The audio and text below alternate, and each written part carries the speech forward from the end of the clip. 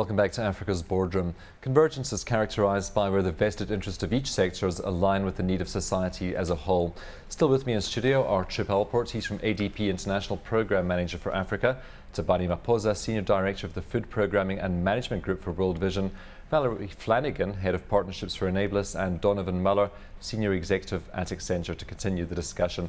And Trip, public-private partnerships, is that an example of convergence where we have the public sector and the private sector getting together to build schools and hospitals?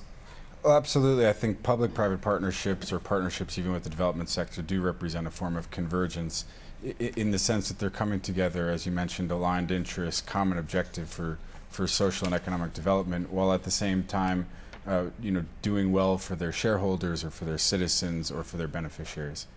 Donovan, which sectors actually lay themselves open to convergence? Are there any particular sectors? You mentioned IT a while ago. Yeah. Well, definitely IT is a major area where this can happen. So, for example, how would we work with emerging organizations coming new into that sector? The lack of infrastructure. A clear example has been the relationship between Enablis and Microsoft, which has helped Enablis to set up their portals, help them bridge the digital divide in many, many ways. So that would be one example. Some of the other areas that we discussed earlier that I mentioned was in the area of construction, where you definitely have seen government partnering with established construction companies and bringing in emerging organizations to help them grow. And that kind of convergence is definitely very exciting for us at this point.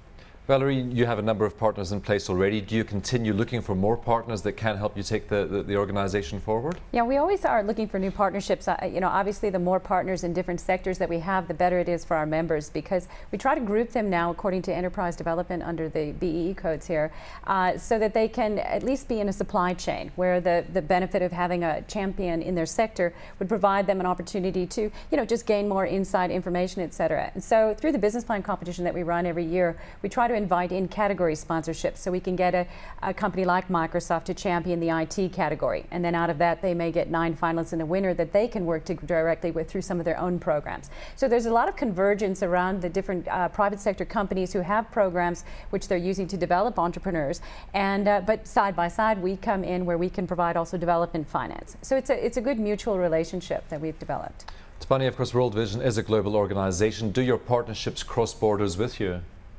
Yes, they do. One of the partnerships that I can bring to the fore is our partnership with an organization called G4S. And this is an organization that is UK-based. It's a security organization, but it's also used for cash handling. And in the just recent past, we have been engaged in a new type of programming that we call cash transfers. And as World Vision as an organization, we do not normally have the capacity to handle cash and to pass through it with it in environments where security may be constrained. And G4S has got the security provisions, and they can actually package that cash for us. And so when we found that strength in them, we decided to use them in multiple countries, more than one. We started with them in Lesotho, but we have broadened our partnership beyond one country. Trip, of course, we've heard a few big companies mentioned, Microsoft, Thabani was talking about some. I mean, are there clear leaders in the field of convergence, companies that stand out, whereas other companies will just follow? Well, I think absolutely there are clear leaders, but I think it's on the agenda of all major corporations and major organizations now. I think there's a growing recognition of this need to partner across the sectors, and I think for those organizations that are out there leading, it's obviously benefiting them and their shareholders. But additionally, I think those organizations that aren't quite there yet, should be, and absolutely the environment is becoming more conducive to it. Well, you said benefiting them and their shareholders. Donovan, businesses, particularly listed businesses, are there to create value for shareholders. Is this creating value for shareholders, and is it just monetary value, or is there more value there? Absolutely, Stephen. I do believe it's creating significant value for shareholders. And you hit the nail on the head there. Are we talking specifically financial value, or should we be looking much broader at this? And I think that it becomes crucial to start looking at the broader picture around sustainability, whether it's social sustainability, whether it's environmental sustainability, whether it's technological sustainability. I think that this trend is a very exciting trend, and more shareholders are becoming very aware of all of these issues. And I think we want to create a society, want to create communities where these values are key in the way we think and the way we work.